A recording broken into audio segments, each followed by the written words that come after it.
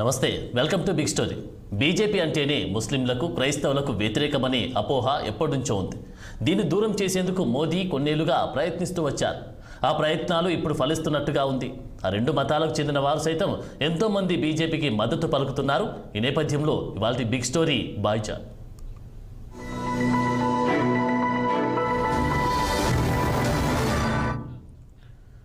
సంప్రదాయకంగా బీజేపీని ముస్లింలు, క్రైస్తవులు వ్యతిరేకించారు. అందుకు ప్రధాన కారణం హిందుత్వ అజెండాను బీజేపీ అమలు చేస్తుందన్న ఆరోపణలు. హిందుత్వ భావనను తమకు ముప్పుగా ఆ రెండు మతాలకు చెందిన వారిలో అనేకులు భావించారు. అయితే ఈ రెండు మతాలకు చెందిన వారిని తనకు అనుకూలంగా మార్చుకోవడంలో ప్రధాని మోదీ కొంతవరకు విజయం సాధించారు. అందుకే ఇప్పుడు మోదీకి ఏర్పడిన ఓటు బ్యాంకులలో ముస్లింలు, క్రైస్తవులు కూడా ఉండడం ఓ విశేషంగా మారింది. బీజేపీ ఒకవైపున రామమందిరం, పౌరసత్వ సవరణ చట్టం, యూనిఫామ్ సివిల్ కోడ్ వంటి అంశాలను ప్రస్తావించినప్పటికీ మరోవైపున ముస్లిం, క్రైస్తవులను హక్కున చేర్చుకునే ప్రయత్నాలు కూడా చేసింది.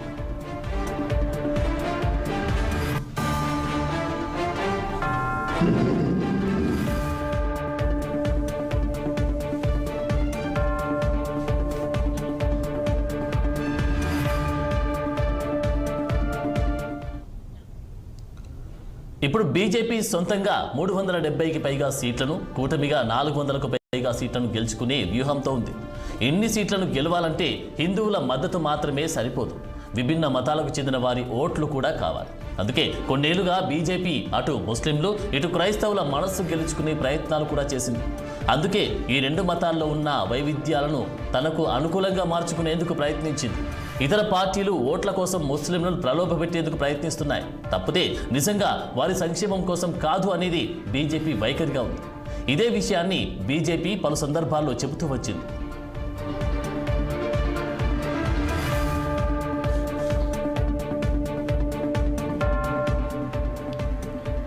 2019లో బీజేపీ సాధించిన ఘన విజయం ఓ చరిత్రను సృష్టించింది.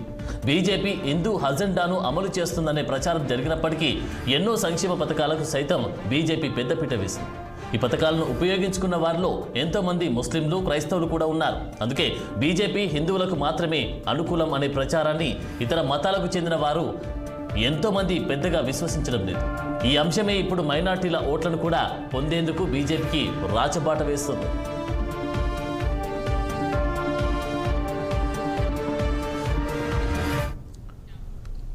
నిజానికి బీజేపీ ఎప్పటి నుంచో ముస్లిం నాయకులను కూడా కలిగి ఉంది. హిందుత్వ పునాదులు ఉన్న ఆర్ఎస్ఎస్లో సైతం రాష్ట్రీయ ముస్లిం మంచు పేరిట ముస్లిం విభాగం ఉంది. మోదీ ప్రధానమంత్రి అయిన తర్వాత ముస్లిం ఓటర్లు కూడా బీజేపీకి అనుకూలంగా మారడం మొదలైంది. మోదీ ప్రధానమంత్రి అయిన తర్వాత ఎన్నో అరబ్ దేశాలను సందర్శించారు. ఎంతోమంది ముస్లిం దేశాల అధిపతులు మోదీతో సన్నిహిత సంబంధాలు కలిగి ఉన్నారు. ముస్లిం దేశాలతో హిందూ ఆలయాల నిర్మాణం కూడా జరుగుతోంది. ఎన్నో ముస్లిం దేశాలు భారత అంతర్గత విషయాల్లో జోక్యం చేసుకోవడం మానేశాయి. వివాదాస్పద అంశాల్లో సైతం మౌనంగానే ఉన్నాయి. ఇవన్నీ కూడా భారతీయ ముస్లింలను బీజేపీ విషయంలో మరోసారి ఆలోచించేలా చేశాయి. బీజేపీ గెలిచినంత మాత్రాన తమ క్షేమానికి, సంక్షేమానికి వచ్చిన ప్రమాదం ఏమీ లేదని అనుకునేవారు కూడా ఎక్కువైపోయారు.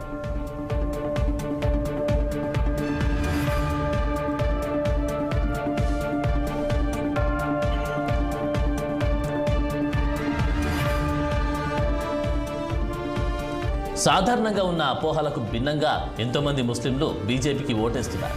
2014 లోక్సభ ఎన్నికలను చూస్తే అప్పుడు మోదీని విపక్షం విభజనవాదిగా ప్రచారం చేసింది. అయినా సాంప్రదాయకంగా ముస్లిం అనుకూల పార్టీగా ముద్రపడిన కాంగ్రెస్ కంటే ఎక్కువగా ముస్లిం సీట్ల ఓట్లు పొందింది బీజేపీ.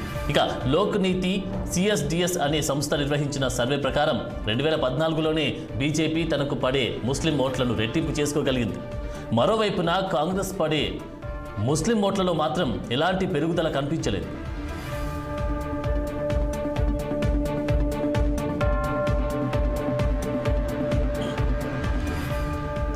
ఇటీవలి సర్వే ప్రకారం బీజేపీ 9% ముస్లిం ఓట్లను పొందగలిగింది. 2009 నాటి ఎన్నికల్లో బీజేపీకి వచ్చిన ముస్లిం ఓట్లు 4%. దాని ప్రకారం చూస్తే 2014 ఎన్నికల్లో బీజేపీకి వచ్చిన ముస్లింల ఓట్లు రెట్టింపయ్యాయి. కాంగ్రెస్కు 2009లో 38% దాకా ముస్లింల ఓట్లు వచ్చాయి. 2014 ఎన్నికల్లో కూడా ఈ శాతం అలానే ఉంది. అంటే కాంగ్రెస్ కొత్తగా ముస్లింల ఓట్లను ఏమాత్రం పొందలేకపోయింది. ఇక 2021లో జరిగిన మరో అధ్యయనం ప్రకారం 2019లో ముస్లిం ఓటర్లలో 19% మంది బీజేపీకి ఓటేశారు. బీజేపీ కొన్నేళ్లుగా తాను ఇప్పటి వరకు ఉనికి చాటుకోలేకపోయిన ప్రాంతాల్లోకి విస్తరించేందుకు ప్రయత్నిస్తోంది. అదేవిధంగా ఇన్నాళ్లుగా తనపై విశ్వాసం సాధించలేకపోయిన మత వర్గాల్లోకి చొచ్చుకెళ్లే ప్రయత్నాలు కూడా చేసింది. ఆ ప్రయత్నాలన్నీ ఫలిస్తున్న సూచనలు ఇప్పుడు కనిపిస్తున్నాయి.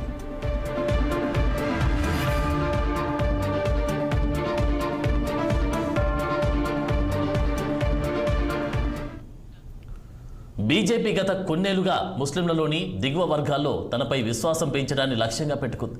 ముస్లింలలోని కింది కులాల వారిని ప్రశ్నాండంగా వ్యవహరిస్తున్నారు. ఇప్పుడు ఈ వర్గమే బీజేపీకి పెద్ద ఓటు బ్యాంకుగా మారుతోంది. కేరళలోని మల్లప్పురం నుంచి అబ్దుల్ సలాంను పార్టీ తరపున బరిలోకి దింపింది. ఇక అలీగఢ్ ముస్లిం యూనివర్సిటీ మాజీ వీసీ, పార్టీ ఎమ్మెల్సీ తారిక్ మన్సూర్కు ఎన్నికల ప్రణాళిక రూపకల్పన కమిటీలో స్థానం ఇవ్వడం వంటి చర్యలతో ముస్లింలను ఆకట్టుకునే ప్రయత్నాలు చేసింది. 2022 నుంచి కూడా పాషాండ ముస్లిం వర్గాలను ఆకట్టుకునే ప్రయత్నాలను బీజేపీ ముమ్మరం చేసింది.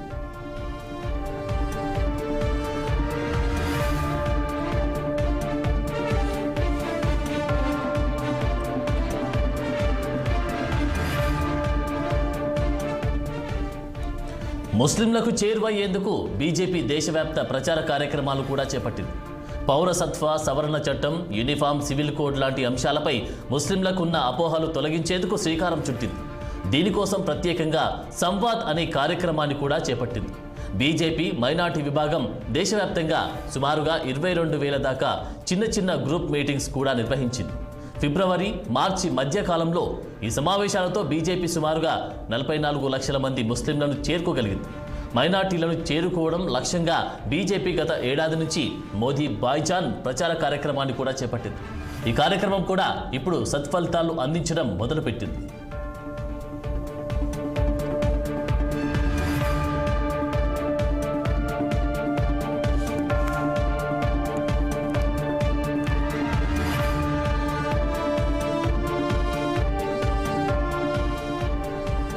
బీజేపీ కొన్ని మాసాలుగా క్వామీ చౌపల్ ప్రచార కార్యక్రమాన్ని కూడా చేపట్టింది. దీని 2023 లోక్సభ నియోజకవర్గాల్లో 4,100 ముస్లిం ఆధిక్య గ్రామాల్లో సమావేశాలు నిర్వహించింది.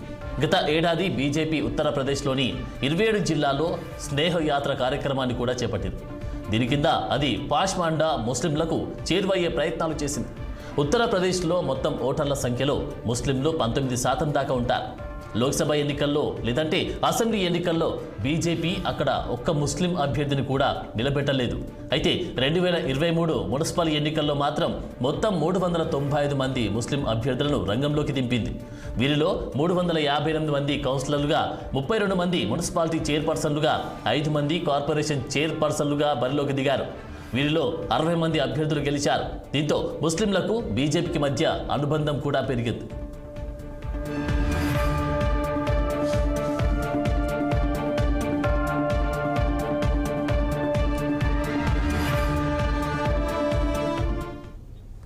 అధికార పక్షానికి దూరంగా ఉండడం, అది ఎలాంటి శత్రుత్వం లేకుండా దూరంగా ఉండడం ఏ వర్గానికైనా సాధ్యం కాదు.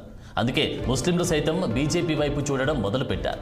ఉత్తరప్రదేశ్లో ఫిబ్రవరిలో సమాజ్వాదీ పార్టీ సీనియర్ నేత, 5 సార్లు ఎంపీగా ఎన్నికైన సలీం షేర్వానీ సమాజ్వాదీ పార్టీ జాతీయ ప్రధాన కార్యదర్శి పదవికి రాజీనామా చేశారు. ముస్లింల పట్ల పార్టీ అగ్రనాయకత్వం కట్టుబాటును ప్రశ్నించారు. రాజ్యసభ ఎన్నికల్లో ముస్లిం అభ్యర్థిని ఒక్కరిని కూడా నిలబెట్టలేకపోవడం నిలదీశారు. ఇలాంటి సంఘటనలను సొమ్ము చేసుకునేందుకు బీజేపీ ప్రయత్నించింది. మన మధ్య దూరం లేదు, పగ అంతకన్నా లేదు, మోదీ మన బాయ్ అంటూ పోస్టర్లు వేసింది. మరోవైపున శాంతి భద్రతలు, అభివృద్ధి అంశాలను కూడా తెరపైకి తీసుకొచ్చింది. బీజేపీ సారథ్యంలో ఉన్న వివిధ రాష్ట్రాల్లో ముస్లింలు బీజేపీపై తమ శత్రుభావాన్ని విడనాడుతున్న సూచనలు కనిపిస్తున్నాయి.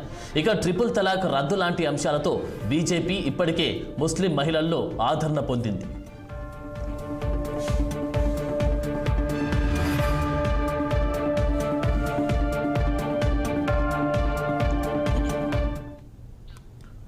ముస్లింలు మాత్రమే కాదు, క్రైస్తవులకు చేరువయ్యేందుకు బీజేపీ ప్రయత్నించింది. ఆ ప్రయత్నాల్లో చాలా వరకు విజయం సాధించగలిగింది. కేరళతో పాటు క్రైస్తవ ప్రాబల్యమున్న ఈశాన్య రాష్ట్రాల్లో ఈ తరహా మార్పును చూడవచ్చు. కేరళ విషయానికి వస్తే అక్కడ క్రైస్తవులు గణనీయ సంఖ్యలో ఉన్నారు. అక్కడ క్రైస్తవులు ఈ సంఖ్యలో నిశ్శబ్దంగా బీజేపీకి ఓటేస్తారని బీజేపీ రాష్ట్ర ప్రధాన కార్యదర్శి నేషనల్ మైనారిటీస్ కమిషన్ మాజీ వైస్ చైర్మన్ జార్జ్ కురియన్ అన్నారు. పాపులర్ ఫ్రంట్ ఆఫ్ ఇండియాను మోదీ ప్రభుత్వం నిషేధించడాన్ని ఎంతోమంది క్రైస్తవులు హర్షిస్తున్నారని ఆయన అన్నారు. కొట్టాయం, పంతనంతిట్ట, త్రిశూర్ లాంటి ప్రాంతాల్లో పాపులర్ ఫ్రంట్ ఆఫ్ ఇండియా బాధితులంతా బీజేపీకి ఓటేస్తారని జార్జ్ కురియన్ అన్నారు. మణిపూర్లో జరిగిన హింసాకాండ 2 తెగల మధ్య జరిగిన ఘర్షణ అని, అది మతపరమైంది కాదని కార్డియన్, వోల్స్వాల్డ్, గ్రాసియస్ అన్నారు. ఇక ఈ ఎన్నికల్లో కేరళలో అది ఎన్నికల అంశంగా ఉండదని స్పష్టం చేశారు.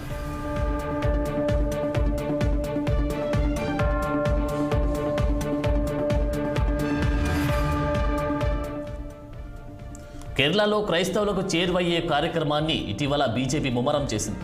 కేరళలో రబ్బరు పంట అధికం. దాని మద్దతు ధరను కిలో 300 నుంచి పెంచడం అక్కడి వారిని సంతోషపరిచింది. దీనికి బదులుగా కేరళలో ఎంపీ సీట్లను బీజేపీ పొందుతుందని తలసరి ఆర్చ్ బిషప్ మార్జ్ జోసెఫ్ అన్నారు. రబ్బరు సాగు రైతుల్లో చర్చికి గణనీయమైన పలుకుబడి ఉంది. ఇక గత ఏడాది 8 ప్రముఖ చర్చ్ సంస్థలకు చెందిన మత నాయకులు ప్రధాని మోదీతో భేటీ అయ్యారు. గత ఏడాది ఈస్టర్ సందర్భంగా బీజేపీ కేరళలో స్నేహయాత్ర నిర్వహించింది. ఇక గత ఏడాది మాలంకర ఆర్థోడాక్స్ సీరియల్ చర్చ్ అత్యున్నత మతాధికారి బసిలియోస్ మార్తోమా మాథ్యూస్ ఢిల్లీలో ప్రధాని మోదీని కలిశారు. మోదీ ప్రభుత్వంతో తామేమీ అసౌకర్యంగా లేమని ఆయన అనడం ప్రాధాన్యం సంతరించుకుంది. అంతేకాదు కేరళలో కొట్టాయంలోని తమ ప్రధాన కార్యాలయానికి రావాల్సిందిగా కూడా ఆయన ప్రధాని మోదీని ఆహ్వానించారు.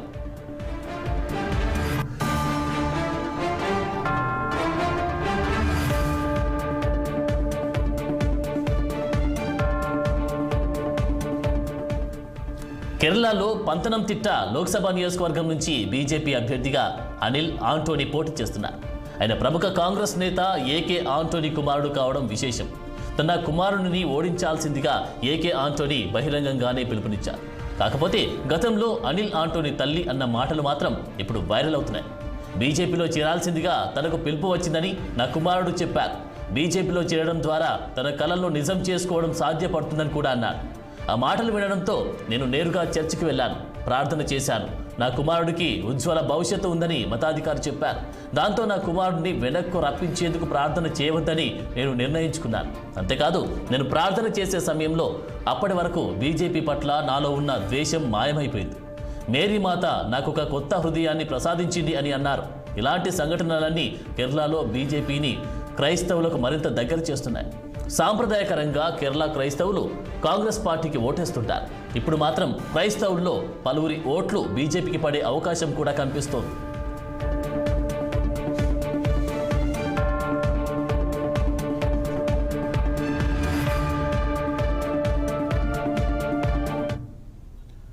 ఇక ఛత్తీస్గఢ్ విషయానికి వస్తే అక్కడ మత మార్పిళ్లు అధికంగా జరుగుతున్నాయి. ఎన్నో క్రైస్తవ సంస్థలు అక్కడ గిరిజనులను మత మార్పిడి చేస్తున్నాయన్న ఆరోపణలున్నాయి. మరోవైపున బీజేపీ అక్కడ మత మార్పిళ్లను తీవ్రంగా వ్యతిరేకిస్తోంది. అలాంటి చోట అసెంబ్లీ ఎన్నికల్లో బీజేపీ ఓ క్రైస్తవ అభ్యర్థిని బరిలోకి దింపడం అంటే ఓ పెద్ద సాహసం చేసినట్లే. పార్టీలోనే ఓ వర్గం వ్యతిరేకించినప్పటికీ చివరకు ఆయనకు టికెట్ దక్కింది. అంతేకాదు ఆయన విజయం కూడా సాధించారు. 24,000 ఓట్ల పైచిలుకు మెజార్టీతో ఆయన గెలుపొందడం విశేషం. మొత్తం మీద సబ్కా సాథ్, సబ్కా వికాస్, సబ్కా విశ్వాస్, సబ్కా ప్రయాస్ అనే మంత్రం ఫలిస్తున్నట్లుగానే ఉంది. ప్రధాని మోదీ అంటూ ముస్లింలు, ఇటు క్రైస్తవుల్లో పలువురిలో బాయ్జాన్గా నిలబడుతున్నారు.